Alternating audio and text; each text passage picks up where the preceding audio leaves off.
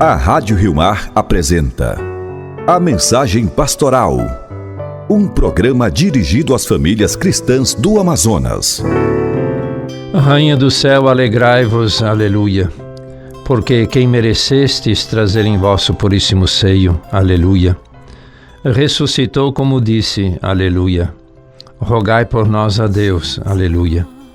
Exultai e alegrai-vos, ó Virgem Maria, aleluia, porque o Senhor ressuscitou verdadeiramente, aleluia. Oremos. Ó Deus, que vos dignastes alegrar o mundo com a ressurreição do vosso Filho Jesus Cristo, nosso Senhor, concedei-nos, vos pedimos, que por sua mãe, a Virgem Maria, alcancemos a vida eterna.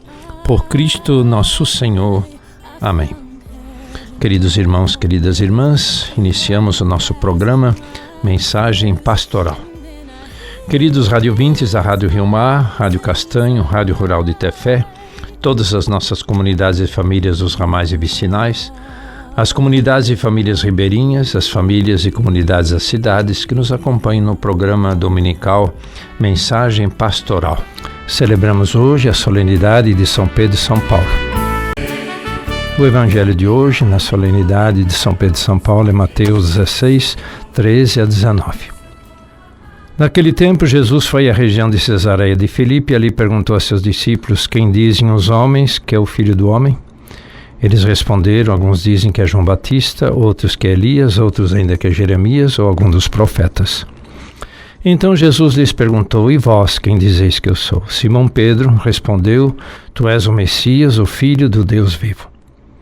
Respondendo, Jesus lhe disse: feliz és tu, Simão, filho de Jonas, porque não foi um ser humano que te revelou isso, mas meu Pai que está no céu. Por isso eu te digo, tu és Pedro, e sobre esta pedra construirei a minha igreja, e o poder do inferno nunca poderá vencê-la. Eu te darei as chaves do reino dos céus. Tudo que tu ligares na terra será ligado nos céus, tudo que tu desligares na terra será desligado nos céus. Palavra da salvação, glória a vós, Senhor.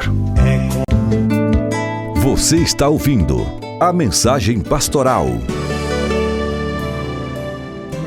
Queridos irmãos e irmãs, Jesus dirige aos discípulos uma série de perguntas sobre si mesmo. Ele deseja clarificar para os discípulos a verdade de sua mensagem e confirmá-los na sua opção de servir, de segui-lo. Por isso interroga duplamente os discípulos acerca que as pessoas dizem dele e acerca do que os próprios discípulos pensam a respeito dele. A opinião dos homens vê Jesus em continuidade com o passado, João Batista, Elias, Jeremias ou algum dos profetas. Não captam a condição única de Jesus na sua novidade e na sua originalidade. Reconhecem apenas que Jesus é um homem convocado por Deus, enviado ao mundo para uma missão, como os profetas do Antigo Testamento. Jesus seria então um homem bom, justo, generoso, que escutou os apelos de Deus. Significa que os homens não entenderam quem era Jesus. A opinião dos discípulos acerca de Jesus, no entanto, vai muito além. Pedro, porta-voz dos discípulos, resume o sentido deles e diz: tu és o Cristo, Filho do Deus vivo. Nesses dois títulos resume-se a fé da Igreja, a catequese feita por Jesus. Dizer que Jesus é o Cristo, o Messias, que significa dizer que ele é esse libertador que Israel esperava, enviado por Deus para libertar o seu povo e para lhe oferecer a salvação.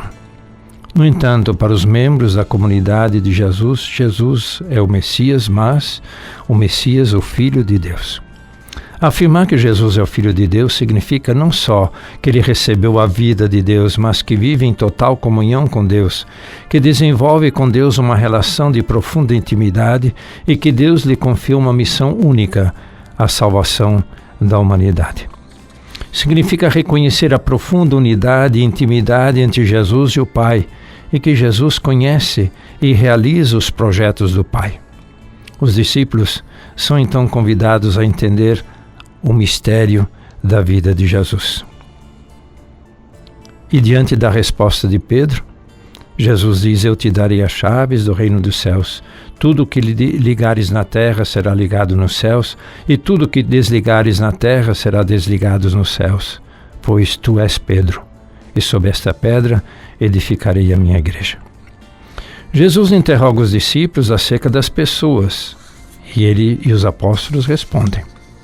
A opinião dos discípulos, no entanto, acerca de Jesus vai bem além da resposta comum. E vós, quem dizeis que eu sou? É uma pergunta que, de forma constante, ecoa também nos nossos ouvidos e no nosso coração. Responder a esta questão não significa repetir o que os outros dizem, mas sim interrogar o nosso coração e tentar perceber qual é o lugar que Jesus ocupa na minha vida, na minha existência. Responder a esta questão obriga-nos a pensar no significado que Cristo tem para a nossa vida, na atenção que damos às suas propostas, na importância que os seus valores assumem nas nossas opções, nos nossos serviços, o esforço que fazemos ou não fazemos para o seguir. Então nos perguntamos, quem é Jesus para mim? Na primeira leitura de hoje, dos Atos dos Apóstolos, fala da noite em que Pedro foi libertado das correntes da prisão. Um anjo do Senhor tocou-lhe o lado enquanto dormia, despertou e disse, ergue-te depressa. Desperta, Pedro, e pede-lhe para se erguer. Essa cena lembra a Páscoa, porque aqui encontramos dois verbos usados nas narrações da ressurreição, despertar e erguer-se. Significa que o anjo despertou Pedro do sono da morte e o impeliu a erguer-se, isto é, a ressurgir, sair para a luz, deixar-se conduzir pelo Senhor para superar todas as portas fechadas. É uma imagem significativa, diz Papa Francisco, para nós.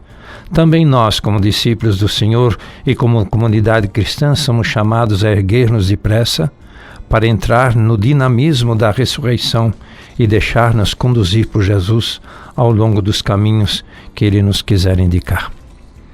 Assim, Papa Francisco nos ensina que sentimos ainda tantas vezes resistências interiores que não nos deixam pôr em marcha. Às vezes, como igreja, somos dominados pela preguiça e preferimos ficar sentados a contemplar as poucas coisas seguras que possuímos, em vez de nos erguermos a fim de lançar o olhar para um horizonte novo e alto. Muitas vezes estamos acorrentados como Pedro no cárcere e assustados pelas mudanças e presos às correntes das nossas habitudes. Mas assim cai-se na mediocridade espiritual, corre-se o risco de ir sobrevivendo, mesmo na vida pastoral, esmorece o entusiasmo da missão e, em vez de ser sinal de vitalidade, de criatividade, de redenção, de salvação, a impressão que se tem e que se dá da nossa tibieza e inércia.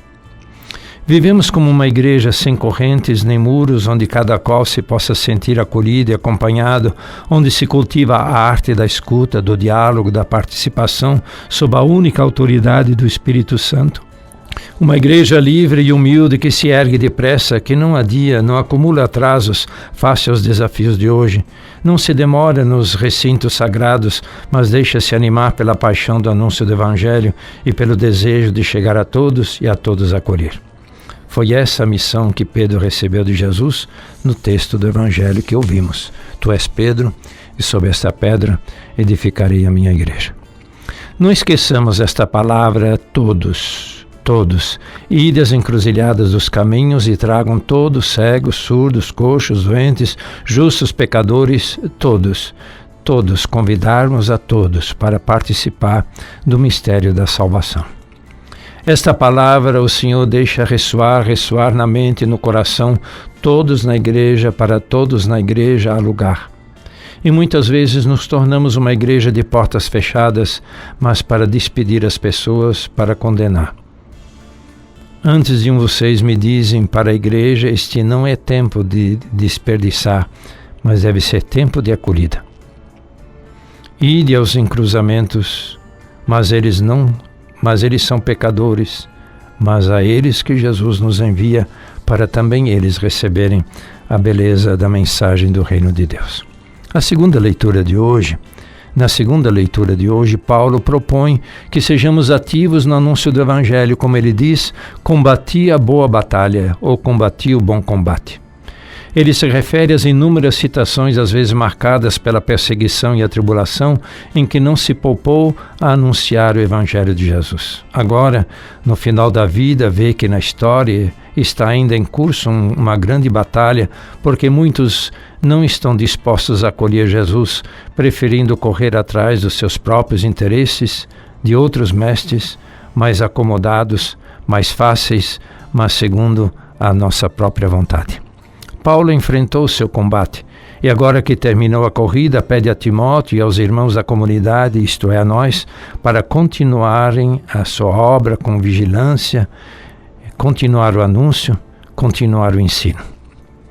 É uma palavra de vida também para nós, despertando a cada um de nós para o chamado de sermos todos discípulos missionários, discípulas missionárias.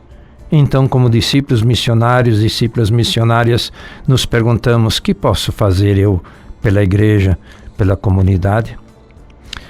Não lamentar-nos da igreja, mas empenhar-nos em prol da igreja, participar com paixão e humildade. Com paixão, porque não devemos ficar espectadores passivos. Com humildade, porque envolver-se na comunidade nunca deve significar ocupar o centro do palco, nem sentir-se o melhor impedindo aos outros de se aproximarem. A igreja em processo sinodal significa, isto é, todos participam, mas ninguém está no lugar do outro. Ninguém ocupa o lugar do outro. Não existem cristãos de primeira ou de segunda classe. Todos somos chamados. Todos participamos do mistério salvador de Jesus e todos deveríamos ser, na linguagem de São Paulo, anunciadores. Na solenidade de hoje, queridos irmãos e irmãs de Pedro e Paulo, confessemos que Jesus é Cristo, o Filho de Deus. Sejamos como Pedro, que aceita o convite, e nos coloquemos de pé e sigamos pelas estradas do anúncio da vida nova, desamarrando os laços que nos aprisionam. Sejamos como Paulo, que incansavelmente anunciou a boa nova do reino. Combatamos também nós o bom combate, para que todos possam participar da salvação que o Filho de Deus nos trouxe. Amém. Você está ouvindo a mensagem pastoral. Ouçamos, queridos irmãos, queridas irmãs, um trecho da homilia de Papa Francisco na solenidade de São Pedro e São Paulo. Pedro e Paulo, dois apóstolos enamorados de Jesus, duas colunas da fé da igreja. Enquanto contemplamos a sua vida, o Evangelho de hoje coloca diante de nós a pergunta que Jesus dirige aos seus: vós quem dizeis que eu sou? Esta é a pergunta fundamental, a mais importante. Quem é Jesus para mim? Quem é Jesus na minha vida? Vejamos como os apóstolos responderam a essa pergunta. A resposta de Pedro poder-se resumir numa palavra: seguir, seguimento. Pedro vive os seus dias no seguimento de Jesus. Naquele dia, quando Jesus interpelou os discípulos em Cesareia de Filipe, Pedro respondeu com uma estupenda profissão de fé: tu és o Messias, o Filho do Deus vivo. Uma resposta precisa, pontual. Poderíamos falar de uma resposta de catecismo perfeita. Mas tal resposta é fruto de um caminho. Só depois de ter vivido a fascinante aventura de seguir Jesus, só depois de ter caminhado com Ele, seguindo seus passos durante muito tempo, é que Pedro chegou àquela maturidade espiritual que, por pura graça, o leva a uma tão clara profissão de fé. De fato, como narra o mesmo evangelista Mateus, tudo tinha começado naquele dia em que Jesus, passando ao longo do mar da Galileia, o chamou, juntamente com seu irmão André. Eles, deixando as suas redes, imediatamente o seguiram. Pedro largou tudo para ir atrás de Jesus. O evangelho sublinha imediatamente.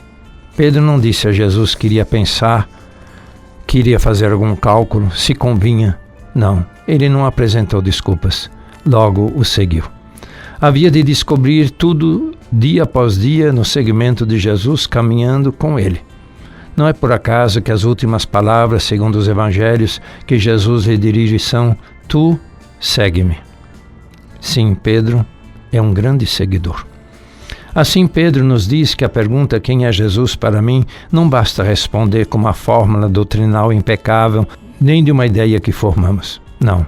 Mas é perseverando todos os dias no seguimento de Jesus que aprendemos a conhecê-lo.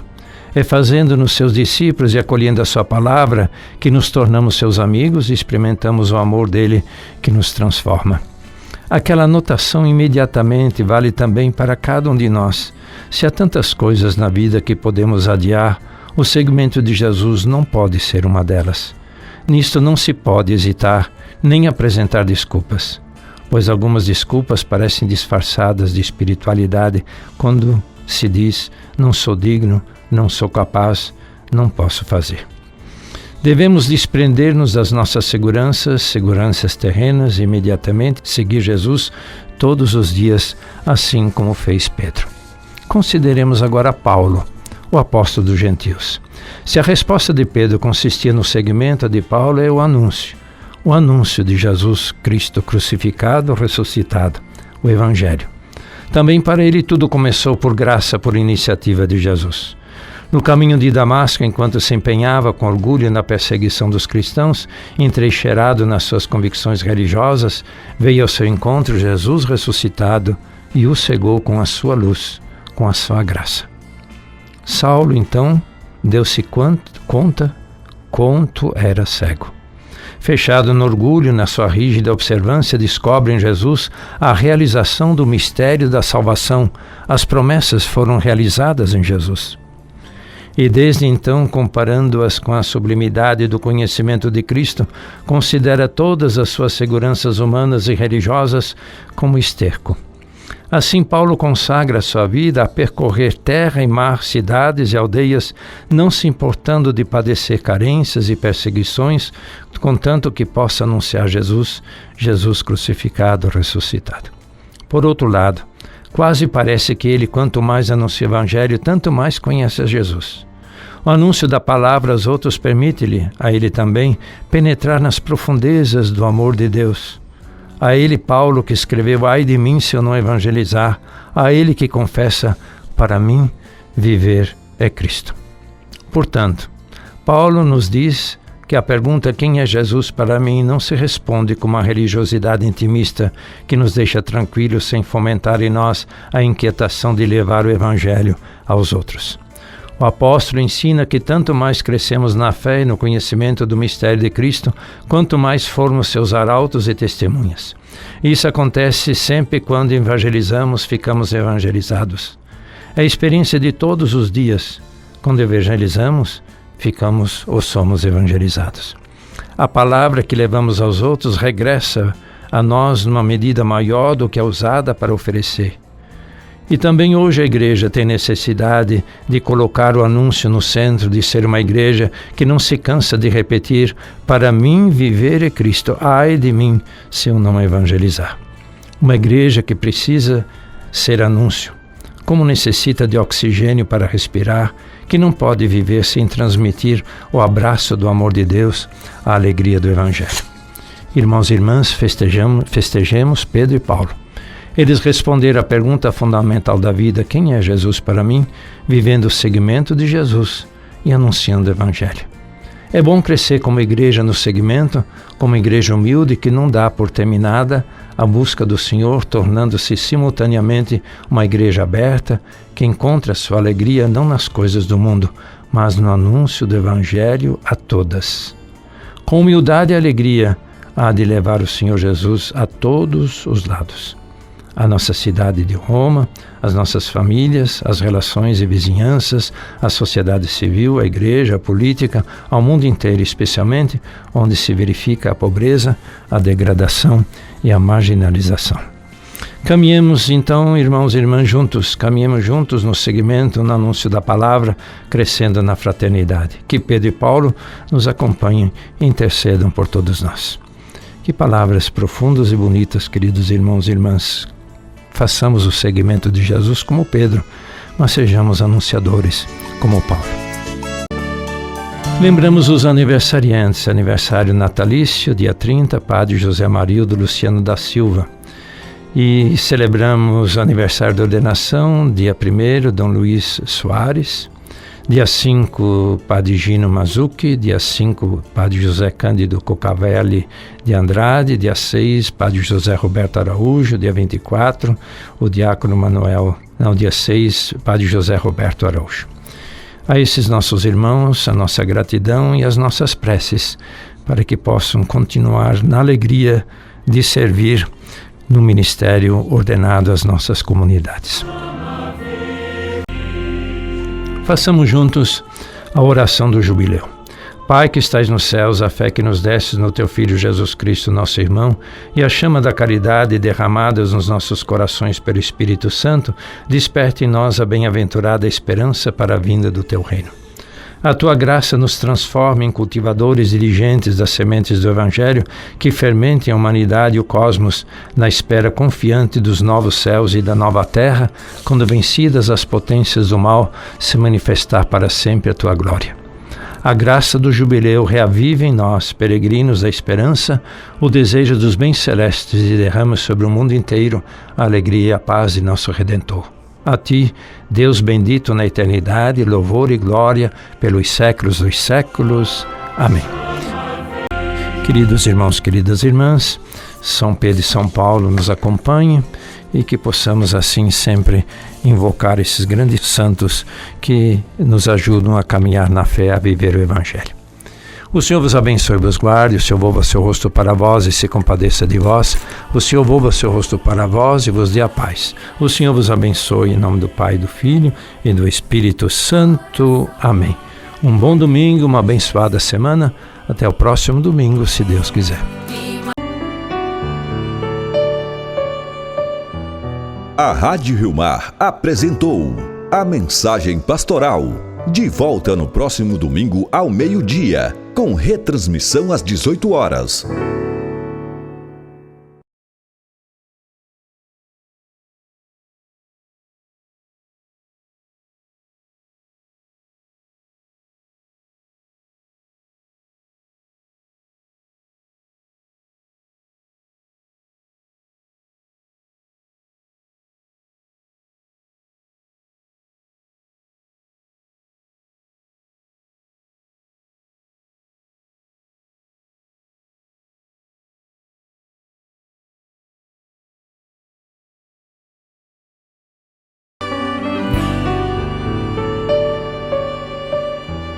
A Rádio Rio Mar apresentou a Mensagem Pastoral. De volta no próximo domingo ao meio-dia, com retransmissão às 18 horas.